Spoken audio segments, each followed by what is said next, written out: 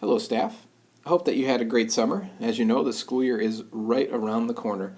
So I wanted to provide you with a little bit of information before our first meeting, which is coming up on August 18th and 19th. What I'm doing is flipping the staff meeting. Essentially what I'm doing is I'm providing information to you now so that when we start on August 18th and 19th, we can do some work, we can learn together and make some decisions together rather than just me sitting and providing you information collectively together. So I'm going to make for you a couple videos. This is video one. I'll make you another video with the rest of the information. The first thing I want to cover with you is our technology update. As you know, we have a lot of technology coming in, and wanted to give you a little bit of an update as to how we're going to kick off the school year. The first week of school is going to be extremely important for us as we get information about the iPads and also get the iPads out themselves. Our first mandatory parent meeting will be on Wednesday at 7 p.m. During that meeting, we'll talk about why we went with iPads, why we went one-to-one. We'll be giving them some information about how we might be using them in class, also information about how we're going to keep their kids safe, and also recommend to them some things where they can just maintain responsibility for their students using the iPads and frankly even their phones. So that'll be a good meeting for our parents. On Thursday and Friday, we'll have to get out the iPads to the students. So Thursday, we'll be giving all the kids iPads. So they'll all have their iPads by the afternoon on Thursday. And then Friday, what we'll be doing is providing a little training on digital citizenship and then giving them information about where they can access resources to learn about their iPads.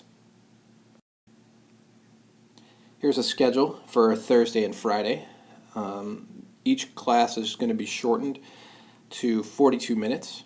And as you notice, we have first three periods, and then we'll break it up and have kids get iPads, and then another half of the students get their lunch. We'll have fourth period, which is when middle school has their lunch, which is why we have the first lunch ridiculously early. And then after that fourth period, we'll have another session where students get their iPads, in which they'll basically switch. So the kids that got their iPads will have lunch, and the kids that had lunch first will get their iPads during the second group. So that's the schedule for Thursday and Friday. You may want to pause it to kind of look at it. We don't have any breaks. We do go to 3:05, which would be a little tight, but we'll rush the kids off to the bus at the end of the period there. A couple recommendations right off the bat is students won't have iPads until after lunch on Thursday, so not until probably fifth period. So I wouldn't really recommend developing any iPad lessons if you're planning on doing that until after Thursday. My recommendation, probably anytime, but even more so at the beginning of the year, is have a backup plan. We're doing all that we can to make sure that our network is ready to go, and we think that it's going to be great, but the fact of the matter is we're not going to be sure until we get every single device on our network. So, and then my last recommendation is just be patient. Be patient in how you implement it, be patient with the students as they figure out how to use it, be patient with the network, and just communicate so that we understand what's going wrong so we can fix it as soon as possible. Because we'll have these new devices on campus, we need to make sure that we are making the appropriate adjustments to some of our rules as well. The one rule that we're going to perhaps add or take away, however you want to view it, is we are going to allow earbuds to be used on their iPads in study hall and the library.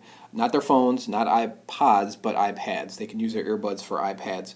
I assume that some teachers will be assigning videos to view from time to time, or audio to listen to from time to time. So we want students to be able to do that work in study hall in the library, and we want them to use earbuds rather than having it play out loud and distracting other students.